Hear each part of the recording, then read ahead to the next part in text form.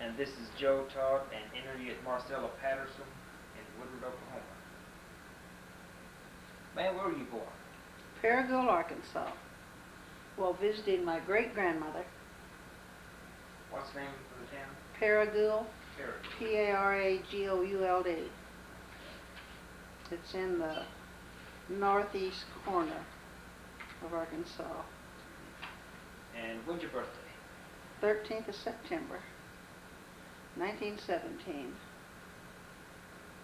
1917. And who is your father? William Anthony Patterson.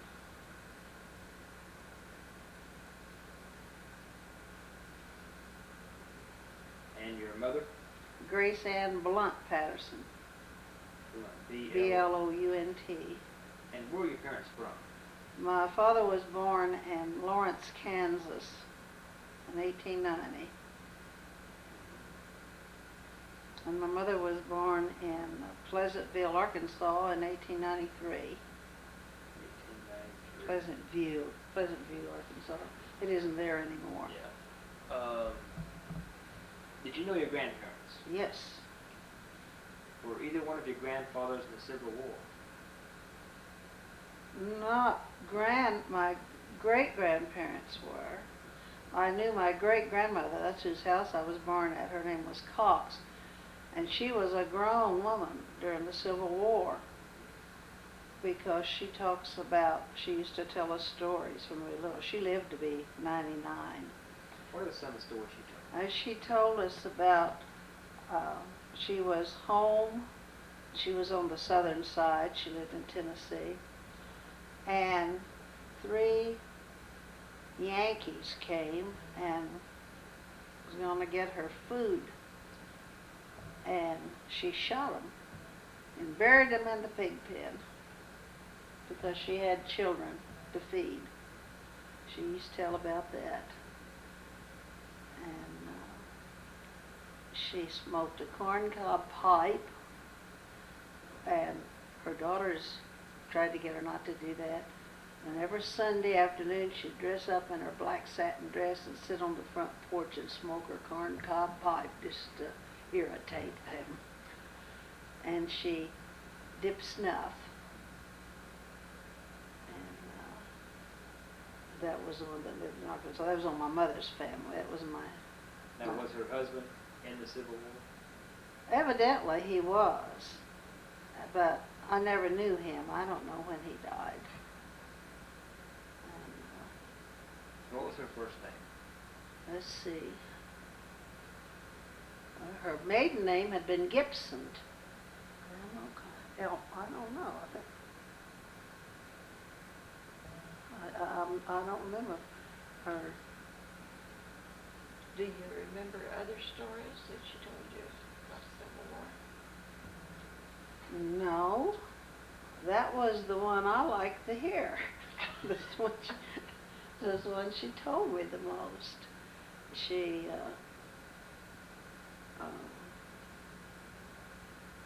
talked more to my brother than she did me. Both grandmothers did.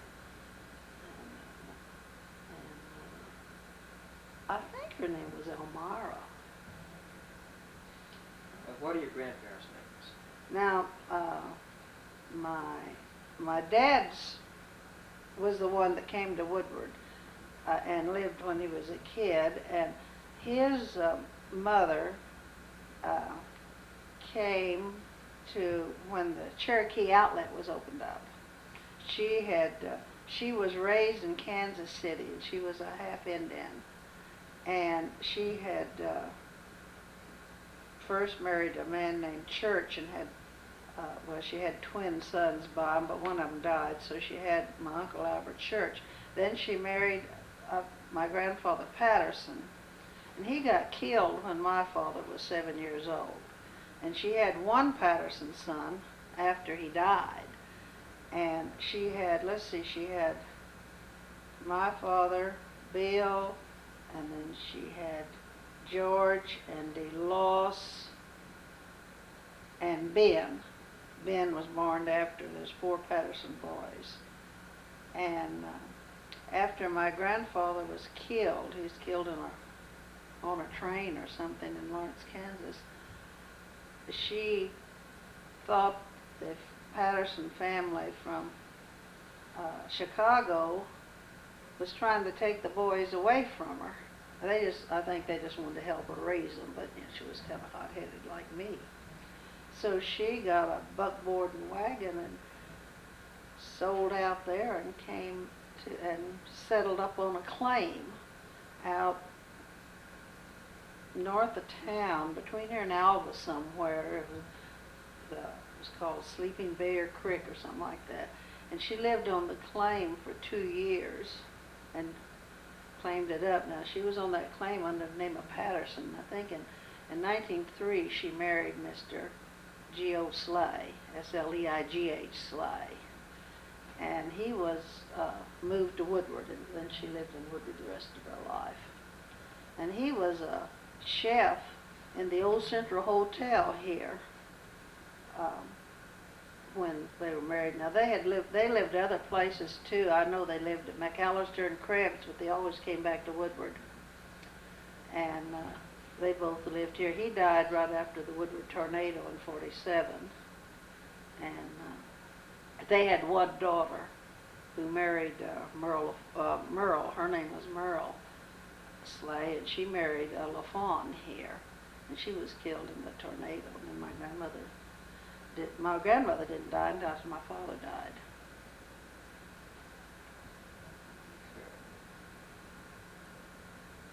What kind of work your father did?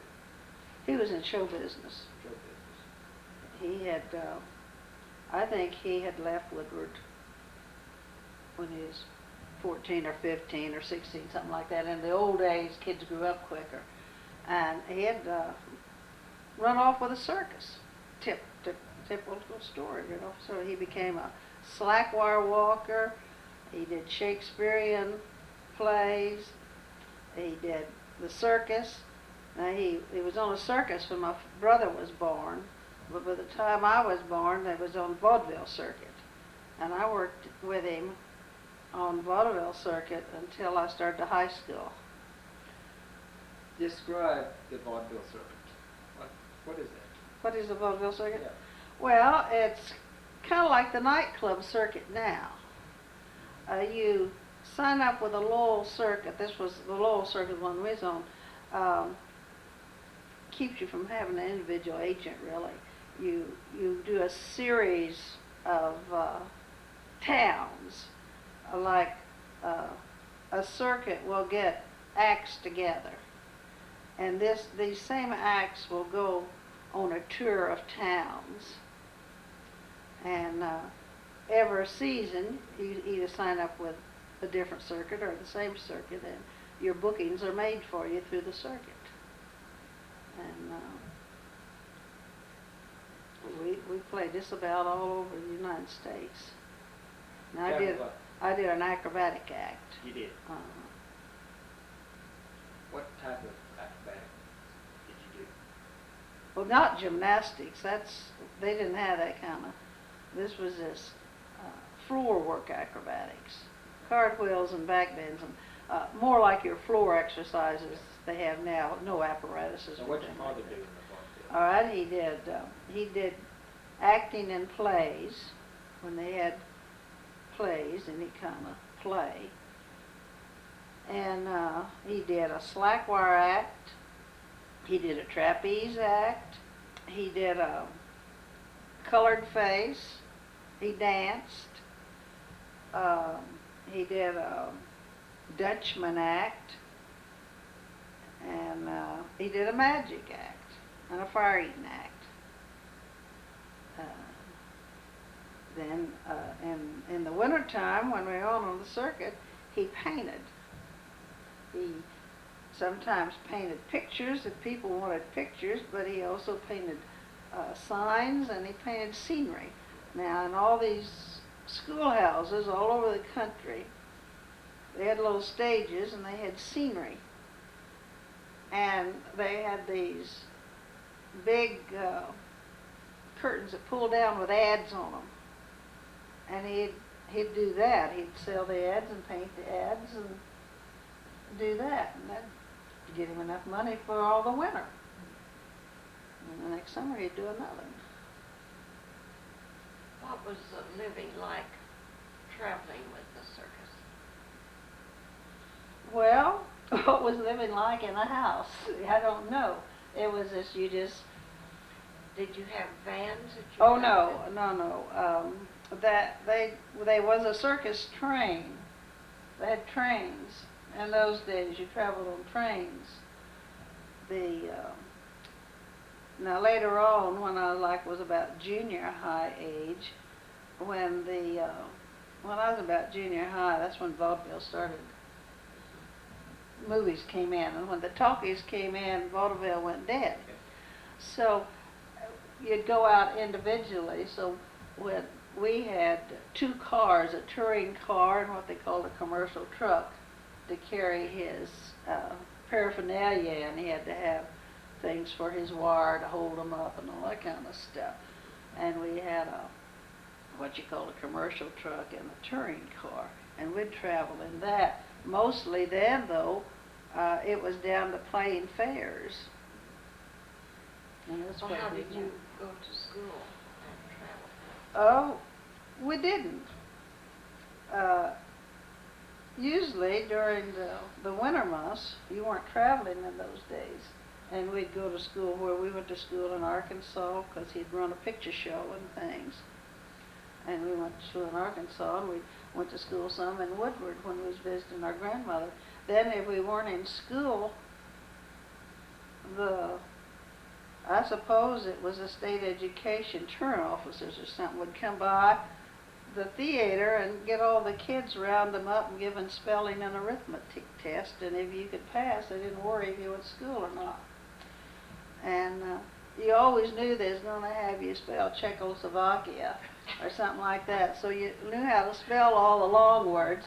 I couldn't spell any of the simple words. I never could tell the difference between T-H-E-I-R and T-H-E-R-E, and I would have really loused it up if they'd asked me words like that. But I could spell Czechoslovakia, so I was all right. And so you'd get up. Actually, you wouldn't get up till about noon. Then you'd have breakfast in the hotel where you stayed. Then you didn't eat again until after the show was over. And then you'd have a late dinner, whatever restaurant was open. So it wasn't much different than it is now. And I know that when I'd go down to the hotel for breakfast with my mother, it was a lot different than going to breakfast with my father, because when you went to breakfast with your mother, you had to have hot oatmeal and hot chocolate, things like that. And if you go to breakfast with your father, you could have a fried egg and a Coke. Which would you rather go I'd rather with? have the fried egg and the Coke. Oh. To this day, I don't like hot cereal. How long was the family on the vaudeville circuit? Until I started high school. Which was what year? Well, let's see, I graduated in 35. It'd been 4 years before then.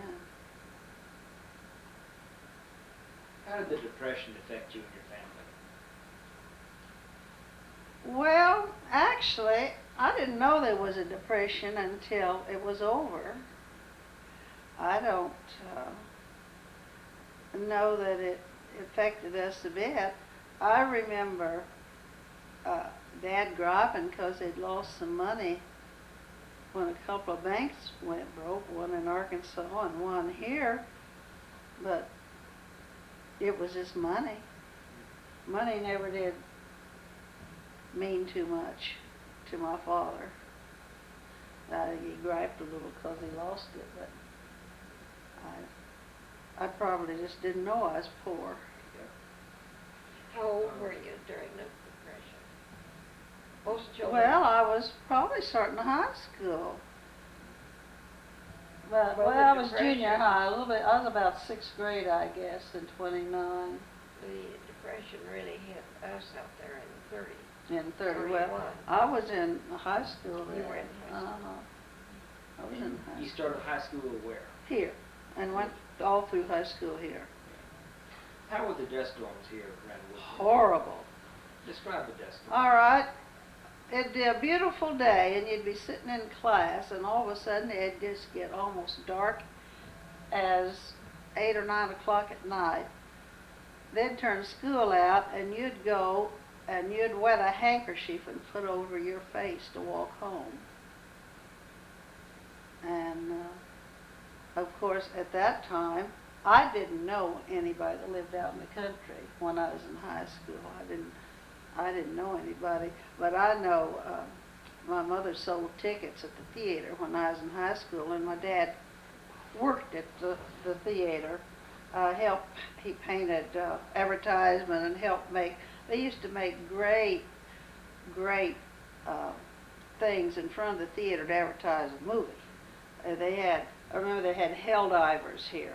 It was a big movie.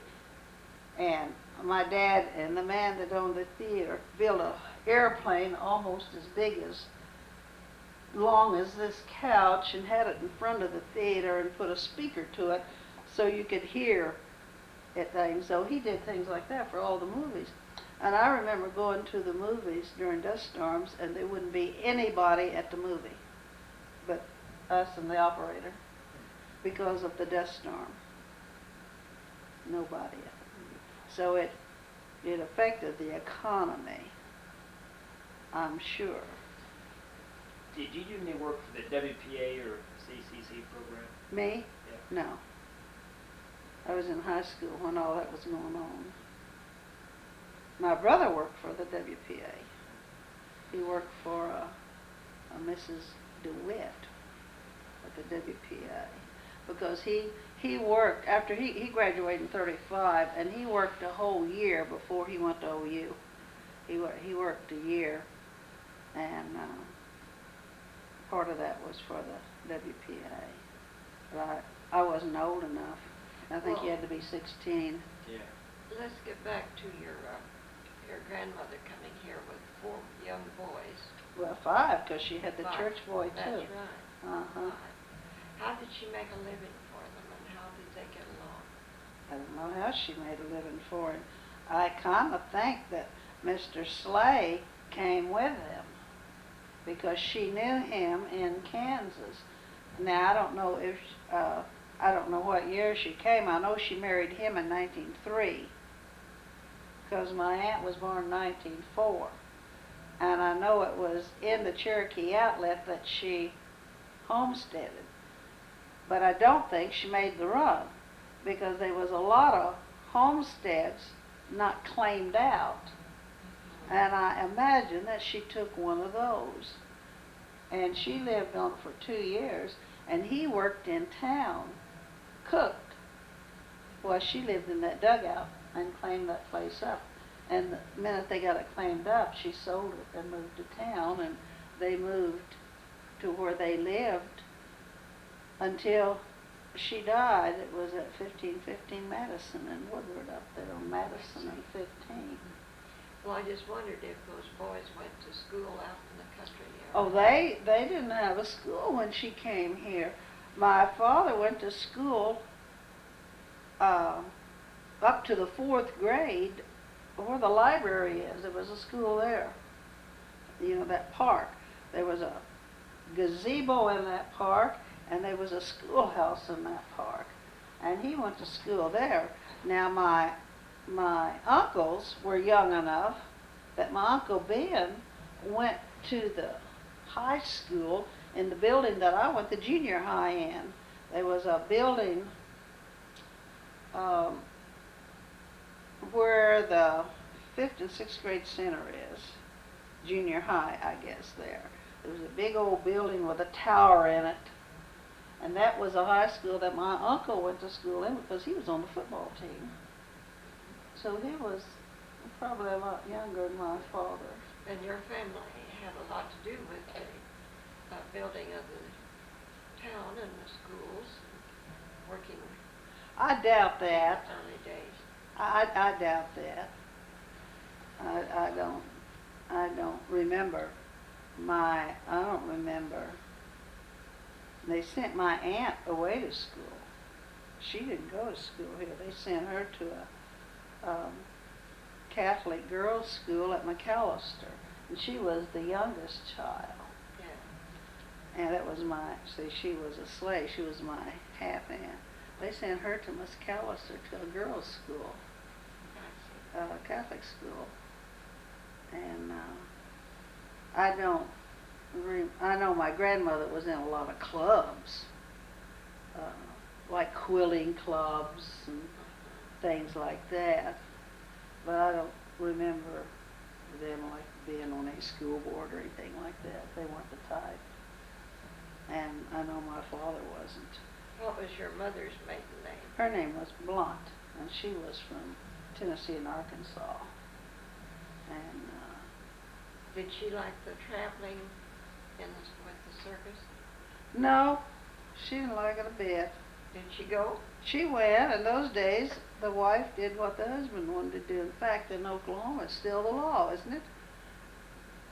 They're trying to change that. They're trying to change it. It's still the law that the husband's the head of the household. They can decide where to live.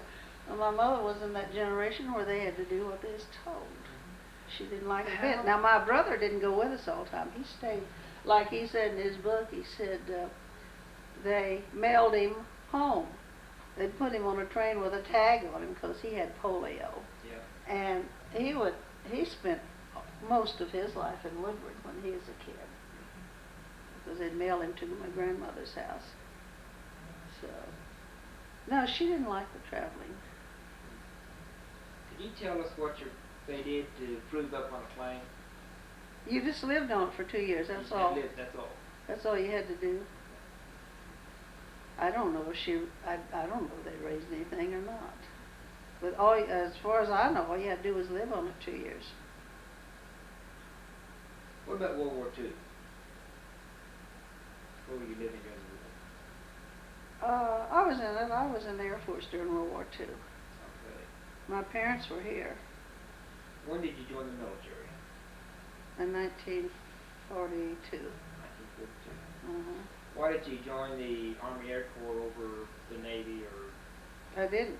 you did I joined the Women's Army Corps, the Women's Army Corps? and they put me in the Women's Air Force. They picked who they wanted when they started out. I was in it before they had a Women's Air Force, and they picked me at basic, and you'll be the new Women's Air Corps. And what did you take basic? Des Moines, Iowa. Tell me about basic. Ha! This was in the days when they was just starting, so we had men training us. And I had went, and let's see, I was in 42, early 42, I'd gone to California to work in a defense plant, and I worked at Douglas Aircraft for a while. And so it was real nice in California. And I joined in 42, and it was winter time when they called me up and sent me to Des Moines, Iowa, like froze to death. They used to make the girls do the same thing the men do. I guess they do again now, but there for a while they changed it. But I wasn't ready for the cold weather. And I had to stand guard one night. Now, we had a gun, but it wasn't loaded. I guess it was free. And we'd have to walk back and forth around the block or something. Anybody comes, you'd have to say, stop, who goes there, you know. But it was so cold, your eyes would water, and the icicles froze on my face. What time of the year was this? This was in, let's see, it must have been December 42. And what type of training did you receive in basic? Typing, and how to do military letters, and mostly clerical stuff. And then I was given 2 weeks to learn to type. And it's kind of ironic because before I had joined the service, I had changed jobs from Douglas Aircraft. I'd gone to work for the Navy. And they said, man, there's going to give me a 6 weeks typing course, and I didn't want that. So I joined the Army. And then I got there, and after basic, they gave me 2 weeks to learn to type. So I learned to type. That's about it. Then I was sent to the field. I was sent to Tampa, Florida. And, you know, the military, they said, the occupation, and it was dancing teacher. And they do everything backwards. Teacher, comma, dancing. Well, the typist must have not been any better than me because it says teacher. So I was put to teach Polish boys that had been raised in New York City but didn't know about public schools. They couldn't read English because they'd been to neighborhood Polish schools. I taught them to read and write English. And I said, well, I'm not a teacher, I'm a dancing teacher. Teacher's a teacher.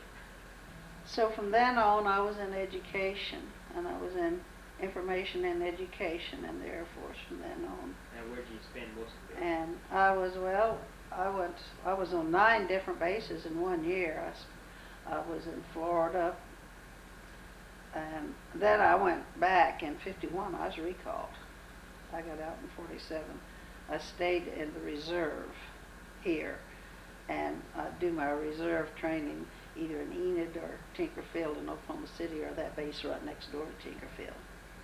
And then I was recalled in 1951 during the Korean conflict, and I was sent to, I was really sent to Thule, but I kept telling them you can't send me to Thule. I didn't have any place for me, and I got as far as St. John's, Newfoundland, when they found out I couldn't go to Thule's there, and I was stationed in Texas. You ever leave the States during the war? I went to Newfoundland. I went to Cuba once as a left gunner, but that was one of those deals. We got caught. You got caught? Yeah, we got caught, me going to Cuba as a left gunner. You weren't supposed to go? No, women aren't gunners. Drew Pearson, he was a famous commentator at that time. He found out about it and put a big write-up in the paper. That was when they stationed down in Florida. So what happened? Nothing. Nothing, do nothing to you. Was this during the war? Uh-huh. It was during World War II. Now, when did you start your dancing career? When I was in high school. I was teaching dancing when I was in high school. Why did you become a dance teacher? Well, Mr. Terry ran the show here, and he had 2 daughters. And they had been a dancing teacher in Woodward. And she was leaving. His 2 daughters were taken there, and he wanted his 2 daughters to keep dancing, so he asked my dad, he says, why can't Marcella teach them stuff? And so I started. And then somebody else wanted, so I just kind of pushed into it. I never sit down and made a decision, I'm going to be a dancing teacher. It was just kind of... What kind of dancing were you teaching at that time? At that time, I was teaching just tap. And then later on, I added the other things. Did you have any formal training? Well, yes, I started going to normal schools for teachers. The Texas Association of Teachers of Dance has a very good teachers' normal school. They have it every summer. And I joined that organization. Well, when I was 18, I went to New York City to study. But that was get what you can, because that was the big kids playing, you know. And you just went there and you picked it up or you didn't pick it up. But when you go to Texas, they sort of appoint one of the older teachers as a big sister type, you know, and tell you what you need to study and things. And they have tests and things. And so I've been going there. Actually, I've been going to conventions ever since 1936, twice a year to study. And even though I was in information and education in the service, I still taught dancing off duty. What rank did you have in the Staff sergeant. staff sergeant? Mhm. What was your salary for staff sergeant? I have no idea. I don't remember. In fact, I don't even know what my salary is now. I couldn't tell you what I make. Did you want to go overseas? You in the military in the war? Did I want to? Yeah. Well, sure. I can't imagine anybody joining the military not wanting to travel. How come you didn't go overseas? Newfoundland is considered Oh, it is. overseas. You It go is. by boat to get Okay. there. Tell me about it. It's cold there. Colder than Des Moines? No, I wasn't up there in the cold part of their weather. Yeah, well, like on the 4th of July, I went to a ball game there. And you know, we could wear civilian clothes at that time. And I bought a Hudson Bay blanket coat to wear to that ball game. That'll give you some idea. And that was in July. The thing that surprised me about Newfoundland was that the trees don't grow big. It must be too cold or too far north. There's paper mills there, you know, but the trees aren't tall. And they have, in the summertime, they have 27 holidays. 47. They save up all their holidays at St. John's, Newfoundland for the summer because it's so cold and snowy in the winter. So they take all of the Canadian holidays, and we took all of the American holidays, and we take about half of the French holidays because there's a lot of French up there. So we had 27 holidays when I was up there. Were you ever there in the wintertime? No, I was never there in the wintertime. I went up there, I think the day of the last snow, and I left the day in September, the day of the first snow. So, Were there ever any women in combat in World War II? well, I don't know. We weren't given guns to fight, no, not in World War II. They were women that was nurses and things would get killed and things. But What was the reaction of the men in the Army to the women soldiers? I think they were ready for them. I never ran into anything where they resented the women. Where did you leave from in the States to go to Newfoundland? New York City. Did you pass the Statue of Liberty? Oh yes, What did you think of it? I'd seen it before. You did? Yeah. What do you think of New York? I like New York. I wouldn't want to live there. It's, in fact, when I came back from Newfoundland, I drove a girl's car through New York City, clear to Ohio, because she wasn't used to driving. Because, you know, Eastern people don't learn to drive like they do out here. And she was a little apprehensive about driving her boat. She bought a car overseas, and she was a little apprehensive about driving, so I drove the car back, and I found no problems. Would you describe your living quarters at Newfoundland? The girls lived in a barrack. You had your own cuticle. It wasn't a private room, but there were divisions, you know, just a big barracks. And how many women in the barracks? I don't know. I don't know that I ever counted them. What about your meals up there? Delicious. Everywhere I was ever stationed, we had good food. Because I hate to cook. And we had good food everywhere I was ever stationed. I don't know if they trained their cooks or if they got people who ran restaurants and stuff, but they had good food everywhere I was. What'd you do in VE and VJ Day? VE and VJ Day. Now you're going to tell me what it is because VE was when Germany surrendered, and then VJ Day is when Japan surrendered.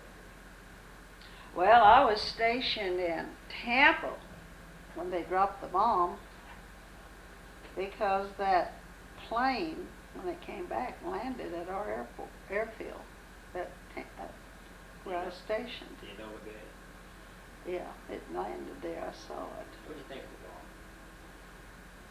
Well, actually, it took me 20 years to even think about it. I mean, I didn't. See, we didn't see pictures or anything of it. We didn't have television. We didn't actually know what had happened. Only the people who did the bomb. I know they said they dropped a bomb, an atomic bomb. I didn't know what they had done until 20 years later when we saw it on television. I didn't even think about it. Is there a big celebration there on BJ Day in Florida when Japan surrendered? No. For what? No. Not at the base. No. I don't, and I know none of the people there knew what the atomic bomb was. They didn't know what it had done. It was just, in fact, you didn't even think about it. Went on about your business. How long did you stay in the reserves? Until the Bay of Pigs. So you spent 20 years there. Uh-huh. Well, let's see, was it 20? No, I didn't. Yeah, I guess I liked 6 years, I think, 6 or 8 years to retire. But I got out during the Bay of Pigs because my time was up, and if I'd signed up for another 4 years, I had walking papers already. You know, when the Bay of Pigs, all the reservists had papers in case of, and I had just obligated myself on adding on here, and I just couldn't afford to stay in, money-wise, because if I had been called in, I would have probably lost everything, so I got out then. So. And you said that you worked at Douglas, California. Uh-huh. What'd you do out there? I worked on wing flaps on a B-27, B-47. I should know my planes. From the Air Force, I'm good. There's a little piece of aluminum that goes from the fuselage to the wing that has to be screwed on with screws, not riveted. I wasn't a Rosita riveter. I wasn't big enough to rivet. And we would screw those wing flaps on. It wasn't much fun. How long did you work out there? Well, let's see, I went out in, when was, they bombed in 47. I went out in January 41, right after Pearl Harbor was bombed. And I just worked there until I joined the service. And I joined the service in 42. So actually almost 2 years, because I wasn't called in until December 42. So you went out there in January of 42? 42. Worked about a year probably out there. Was the word Okie still a bad word in California at that time? Yeah. To me, the word Okie is bad now. I don't ever put this OK, L-A on my letters. I put OK, L-A-H-O-M-A. I use the whole word. Yeah. Did you come in contact with any of the Okies in California that worked in the fruit orchards and the fields out there? Not unless they were working in the factories. I don't, no, guess not. So after World War II, did you return to Woodward? Yeah. Were you here for the tornado? Yes. What happened? Well, I was in the Woodward Theater, and the lights went off, and somebody behind me had a flashlight. They put it up, and you could see that chandelier moving. I thought it was an earthquake. And then after a while, after everything calmed down, we got up and went out and went home, and we saw it had been a tornado. My aunt, we couldn't find her till the next day, and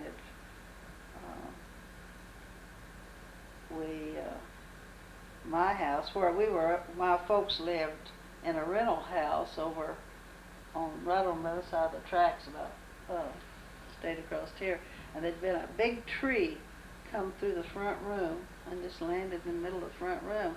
Well, my father had been home, and he wasn't there when we got there, so we didn't see his body anywhere, so we figured he'd gone to my grandmother's house, so we walked out there. It took us about an hour to get out there because we had to climb over debris and stuff. And by the time we got out there, the Mennonites were already here, helping pick up people and things. And a couple of the Mennonites helped my father and I look all night for my aunt. And they found her the next day in the roof of the house underneath a stove or icebox or something. So then the next morning, I went down to the Red Cross headquarters, and I worked in the shelter at the high school. And by that time, my brother was here because he came over since he heard it from Burtlesville. And he helped set up the shelter at the high school. And we took the children in that didn't have parents and things there. And then the Red Cross got here. What that tornado sound like when it went through? I couldn't hear it. I was listening to the movies. I was in the movie theater. I didn't know. I didn't hear it. Did electricity go out? Yes. Did you hear anything then? Not in that building. Couldn't hear it. I didn't hear a thing. What did Woodward look like when you walked in? Well, of course, it was dark. You couldn't see Woodward until the next day. And it just looked like a war scene. It just blown away, particularly that part of town over there. Now, I don't even think it hit down in here. I don't think it did a thing down in here. Mostly across that way. Just looked. Where were you living at that time? What part of town? It was, let's see, my folks had a place about 2 blocks up this way and about 6 blocks over that way. Now, it got a lot of houses right around where we lived. It didn't get the house we lived in, but it did get a tree in the middle of it. And that's the way it'd do. There'd be one house not even touched, and the house next to it would be completely gone. So, but for a long time after the tornado, even after I bought this place and made a little studio in back, if it would cloud up like it is now, the children would get nervous.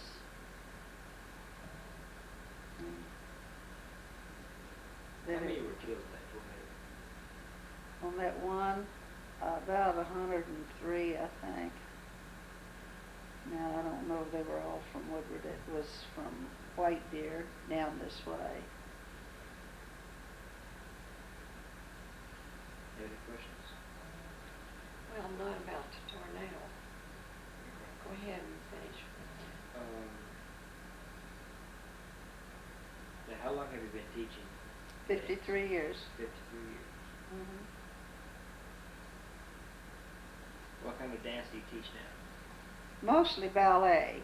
I teach ballet, tap, acrobats, and jazz. And once in a while you have a call for ballroom, but not too often. Most people are pretty well wanting their little girls to have ballet training. Oh, I was going to ask, how long did it take Woodward to recover from the tornado? I don't know.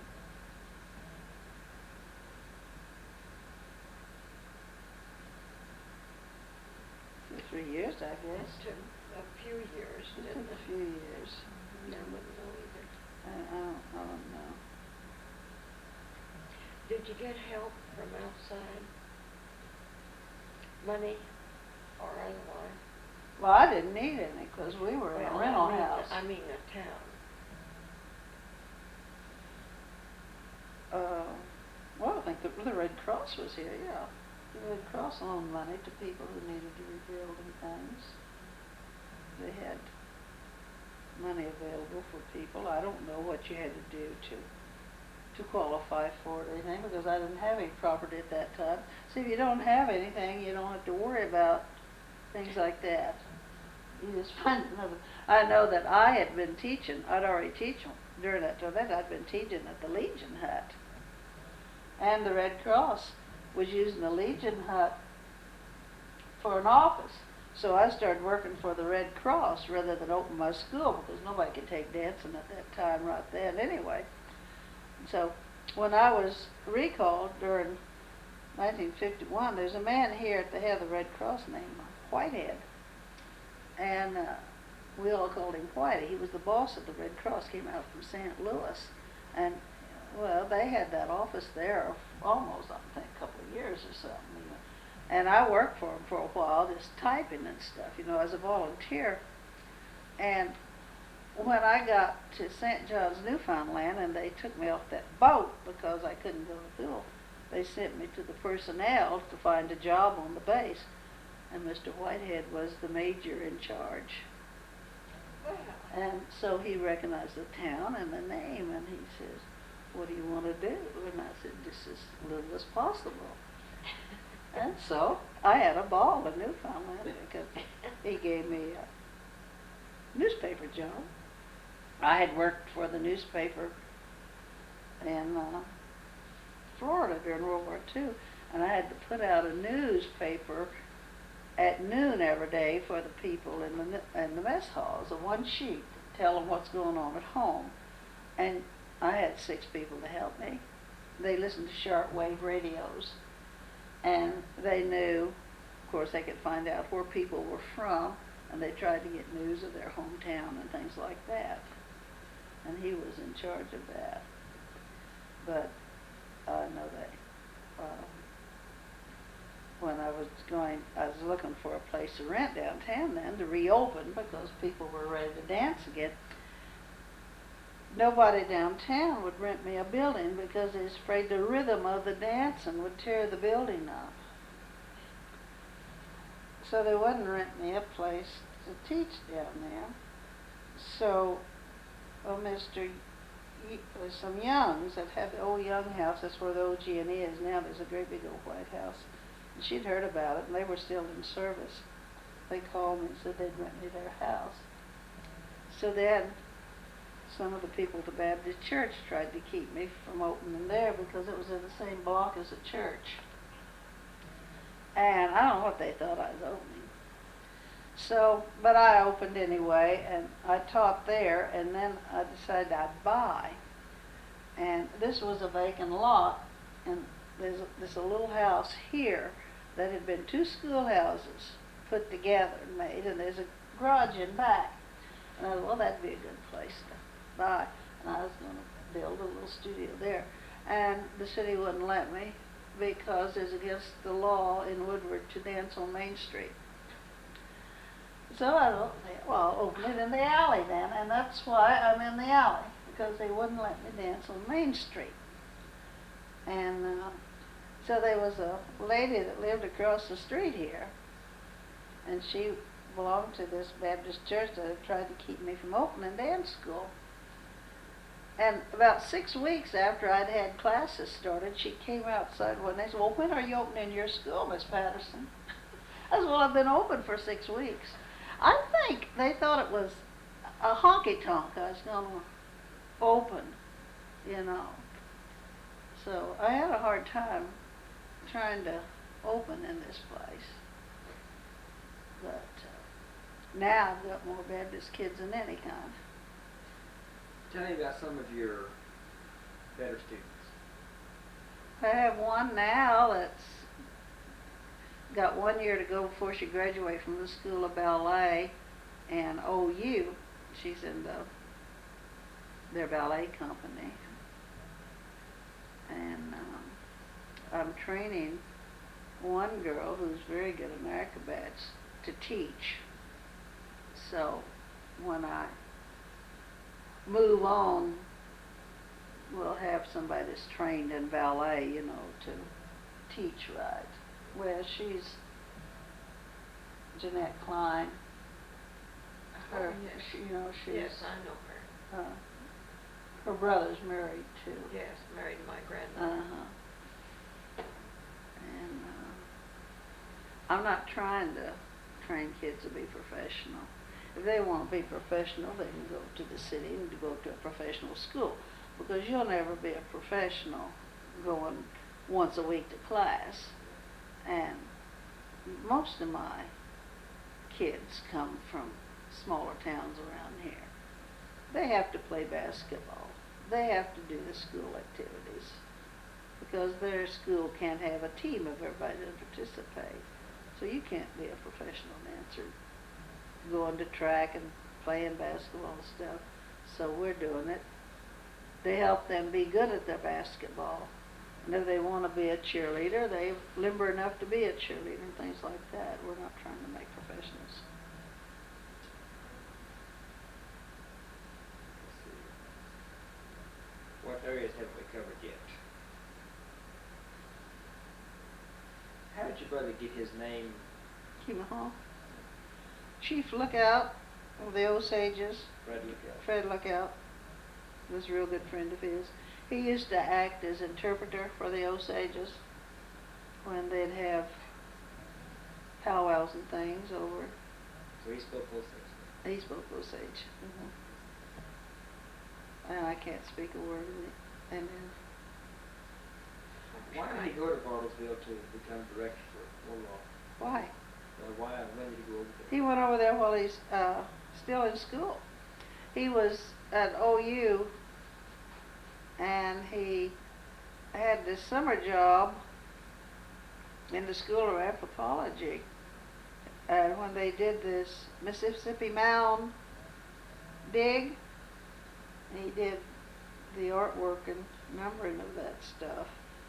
And he'd also been at the dig in Mexico City while he was in school. And the president of the school at that time, I think Bidell or something like that, I don't know his name, Bazell told him to go over there, and he went over there the summer before he graduated, I believe. And Mr. Phillips said something about, well, you look at this, see what you think of it. And he looked, they just had a kind of a one-room museum at that time. And my brother said, oh, look, it stinks. And he wouldn't know why. So he told him why. He would.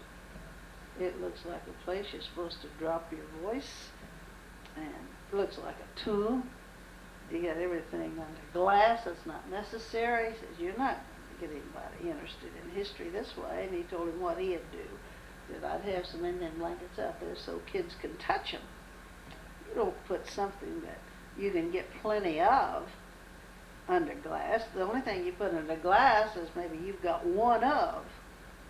And he'd have something there. Like, you don't show a kid a picture of a stagecoach. You put a stagecoach there so they can climb on it and see how it was. So he said he'd called him, and he promised he'd work for him, I think, try it for 6 weeks or something. Anyway, he stayed there 32 years. So. I remember meeting your brother over there several years ago. I'm sure it was your brother. But, yeah, he left. He left there in '71. Oh, he had polio? Yeah, he had polio in Woodward here when he was 6 months old. There was a polio epidemic in Woodward.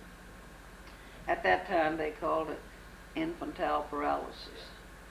And nobody knew what it was then. And there was an old veterinarian here, I'm told, at that time, that had been a doctor. And I think he had been kicked out of the doctor. Anyway, he had him put him in a hot mustard bath, and it stopped the paralysis. Might have stopped anyway, and he couldn't walk until, well, they kept taking him to different doctors everywhere we'd go, you know, and they'd say he'd never walk again, he'll never walk again. Finally, Dad's idea was, go to that doctor, doesn't tell you what you want to know, go to another doctor. So they finally took him to Dr. Camel in Memphis, Tennessee, and he was in the hospital there, I believe, 2 years. They put a nickel ankle in his foot, and he walked with a brace until he was about 10, I think, and then he threw the brace away. So. Did he live? Oh, yes. In fact, for the past 4 years, he could only walk with a walker or crutches. Oh, is that right? He fell over here when he built this place next to me about 5 or 6 years ago, and he fell. They'd put a threshold in and hadn't cut it out, and the office got full of water, and he fell on that indoor-outdoor carpet and hurt his knee real bad, and he never could walk again good after that. Was he the one that painted your back? Yes, house? He painted my Nutcracker scenery. Yes, I enjoyed that He so painted much. that. He did portraits. He painted these. And I've just got portraits over there of different students he's painted. He loved to paint the little Would girls. you sell them? Oh yeah, everybody wants to buy them. Sure. A lot of those over there, like the parent bought a portrait. He painted a portrait for the parent, then he painted one of the child for himself. Well, naturally, they don't want 2 oil paintings. So yeah, I'm stuck with some portraits. A lot of them. You any more questions? No, I think not. I think we've covered. Can you think of something that would be of interest to history in the future? History in the future. Well, I think the coming of television has really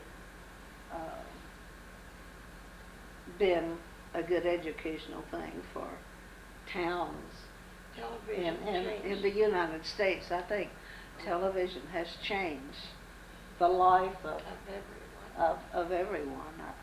But it's too bad that we can't get it out in the country here good. You know, they have the capability of sending it out, but now John and them, they can't get maybe 1 or 2 channels, and half the time not that.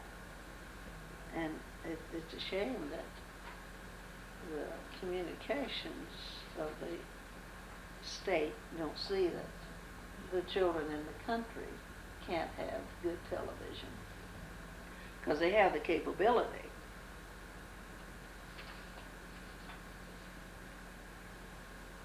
What's your address here? 1111 2nd.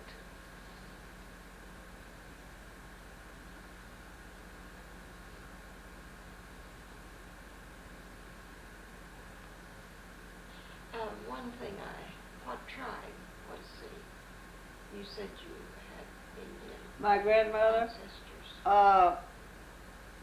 Seneca Apache, I believe. Now, she never talked to me about her Indian. She talked to my brother a lot about the Indian. She never talked to her sons about the Indian. My brother seems to be the only one she talked to about the Indian. And she was just as blonde as she could be.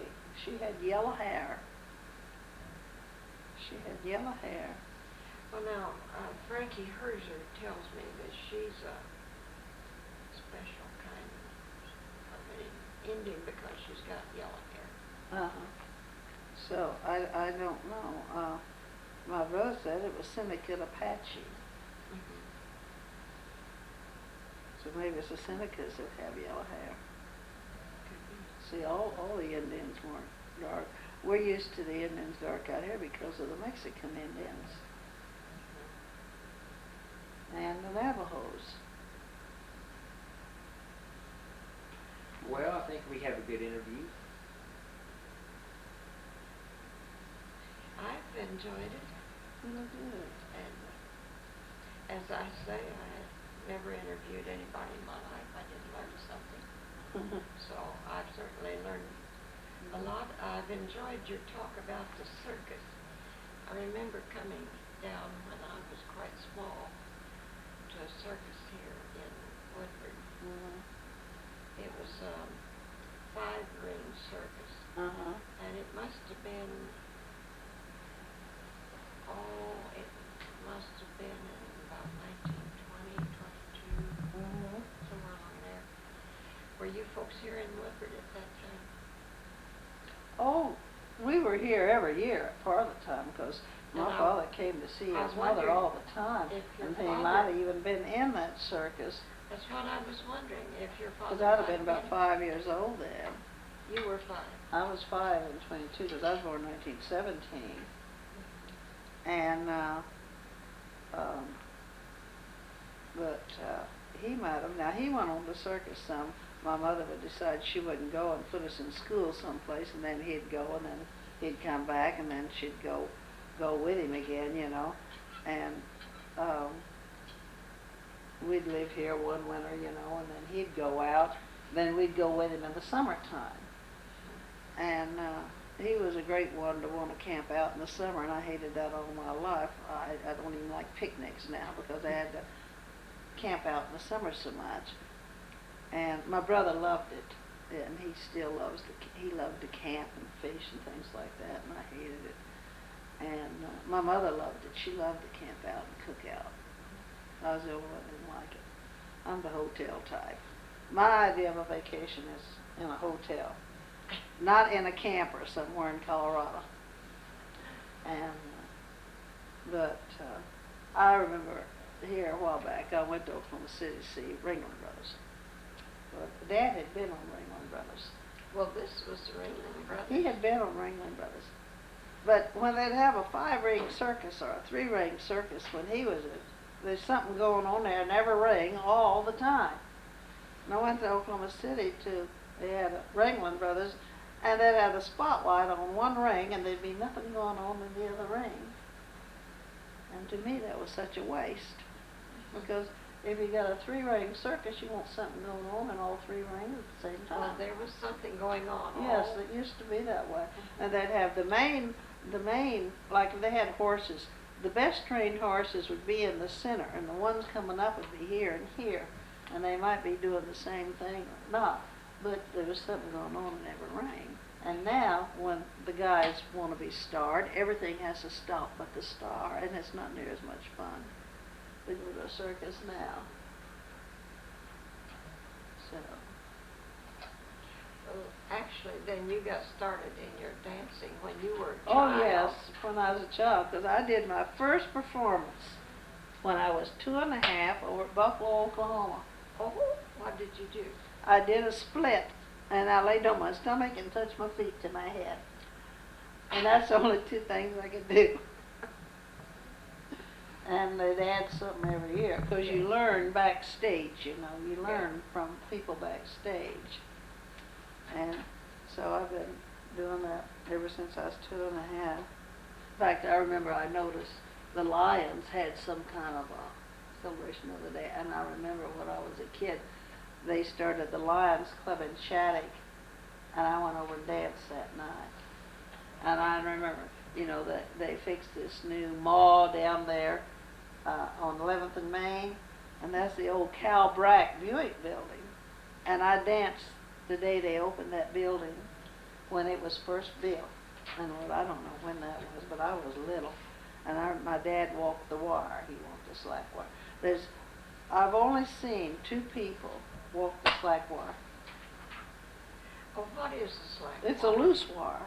It's not a tight wire. Well, that would be harder to walk. Oh, much harder. He wouldn't let me walk it. I could walk a tight wire, but he wouldn't let me walk the loose wire. And I've only seen, there's a woman now that's doing it. And I saw a man once before do it. And that's the only other 2 people I've ever seen besides him that did it. So. Well, they said just half of this circus was in Woodward, and the other half went to Dodge City because Mhm. there wasn't room here at Woodward. That's So I don't probably know. true. There wasn't enough population to pay them to feed the elephants or something. I know that circus I was just a kid, you know, and Uh-huh. it's really stayed with me all Yeah. these years. Mhm.